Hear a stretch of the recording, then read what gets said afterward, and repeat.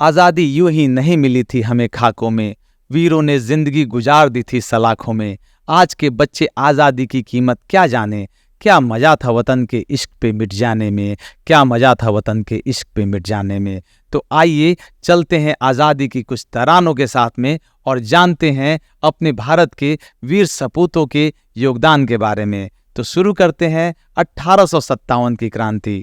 जफरनामा के नाम से कविताएं लिखने वाला अंतिम मुगल सम्राट बहादुर शाह जफर जब हडसन दिल्ली पर कब्जा कर लेता है और बहादुर शाह जफर को कहता है पंक्तियों के माध्यम से कुछ इस प्रकार से, दमदमे में दम नहीं है खैर मांगो जान की, ऐ जफर ठंडी हुई अब तेग हिंदुस्तान की। बहादुर शाह जफर क्या कहते हैं, गाजियों में बू रहेगी जब तलक ईमान की, तख्त लंदन तक चलेगी तेग हिंदुस्तान की, तख्त लंदन तक चलेगी तेग हिंदुस्तान की। और कभी आप झांसी के किले पर जाइए तो देखिए कि रानी लक्ष्मीबाई किस तरीके से अंग्रेजों का सामना करते हुए अपने किले से घोड़े के ऊपर से उन्होंने छलांग लगाया था। और आप जब रानी झांसी के किले में जाएंगे तो आपके मुंह से अपने आप ये पंक्तियां उठ जाएंगी। रानी झांसी के आंगन में हमको एक दिन जाना था, आजादी की सौंधी खुशबू को जिसने पहचाना था, दामोदर को पीठ पे बांधे शमशीर जिसने ताना था, इसीलिए तो ह्यू रोज ने कहा उसे मर्दाना था, इसीलिए तो ह्यू रोज ने कहा उसे मर्दाना था। और आप जब भारत के वीर चंद्रशेखर आजाद जी के बारे में जानेंगे जिनका 23 जुलाई को जन्म दिवस होता है, तो आप देखेंगे, कभी आप घूमिए इलाहाबाद के तात्कालिक अल्फ्रेड पार्क में और जब आप चंद्रशेखर आजाद जी की मूर्ति के सामने बैठ करके देखेंगे तो आपके मुंह से अनायास ये पंक्तियां निकल जाएंगी, क्योंकि चंद्रशेखर आजाद जी ने कहा था कि मैं आज़ाद हूं और मैं आज़ाद ही रहूंगा। उन्होंने कहा था, मर के भी मैं भारत की लाज रखूंगा, आज़ाद हूँ आज़ाद मैं आज़ाद रहूंगा, अपनी शहादत से इनकलाब लिखूंगा, अपनी शहादत से इनकलाब लिखूंगा, आज़ाद हूँ आज़ाद मैं आज़ाद रहूंगा। जुल्म सितम चाहे तुम जितना भी करोगे, आज़ाद मेरे मुल्क को जरूर करोगे, बासंती तिलक माथे पे हमारी लगेगी, भारत की शान और यान बान रहेगी, भारत की शान और यान बान रहेगी, भारत की शान और यान बान रहेगी, मर के भी मैं भारत की लाज रखूंगा, आज़ाद हूँ आज़ाद मैं आज़ाद रहूंगा, आज़ाद हूँ आज़ाद मैं आज़ाद रहूंगा। और इसी क्रम में जब आप आगे की ओर देखेंगे तो राम प्रसाद बिस्मिल और अशफाकुल्ला जी की दोस्ती तो हिंदू मुस्लिम एकता का एक प्रतीक बन जाती है।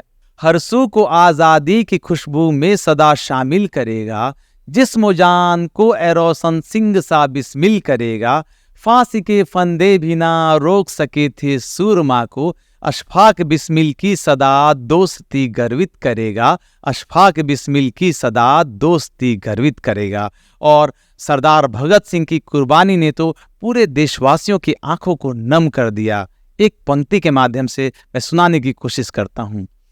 सतलुज दरिया का पानी तब जोर जोर से खौल उठा, लाहौर जेल का जर्रा जर्रा वीर भगत सिंह बोल उठा, आजादी के वीरों ने फांसी का फंदा चूमा था, मातम था हर एक घर में जला न कोई चूल्हा था, जला न कोई चूल्हा था, जला न कोई चूल्हा था।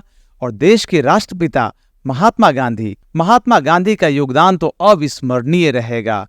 गांधी इरविन समझौते में भारत का परचम लहराया था, भारत छोड़ो आंदोलन में करो मरो का नारा था, गिरफ्तार हो करके भी जन जन में अलख जगाया था, हिंदू मुस्लिम एकता की खातिर जिसने अनशन जारी की, 30 जनवरी 48 को उसी वीर ने छाती दी, लोकतंत्र की थाती थे जनगण मन के गांधी थे, कि लोकतंत्र की थाती थे, जनगण मन के गांधी थे।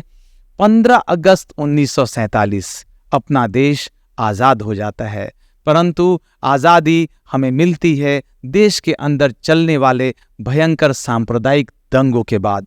जितने लोग द्वितीय विश्व युद्ध में नहीं मारे जाते हैं, उससे कहीं ज़्यादा सांप्रदायिक दंगों के बाद मारे जाते हैं। परंतु फिर भी देश के लोगों में एक और खुशी का माहौल था कि इतने लंबे वर्षों की गुलामी के बाद अपना देश आज़ाद हो रहा है। 15 अगस्त 1947 को अर्धरात्रि के समय में स्पीच ऑफ डेस्टिनी के नाम से देश के प्रथम प्रधानमंत्री पंडित जवाहरलाल नेहरू जी का वो सुप्रसिद्ध भाषण जो संविधान सभा के समक्ष देते हैं, वर्षों पहले हमने नियति के साथ साक्षात्कार किया था और अब समय आ चुका है कि न केवल इसे पूर्ण रूप से बल्कि समग्र रूप से साकार करें। अर्धरात्रि के इस क्षण में जब पूरा विश्व सो रहा है, भारत स्वतंत्रता एवं जीवन की ओर जाग रहा है।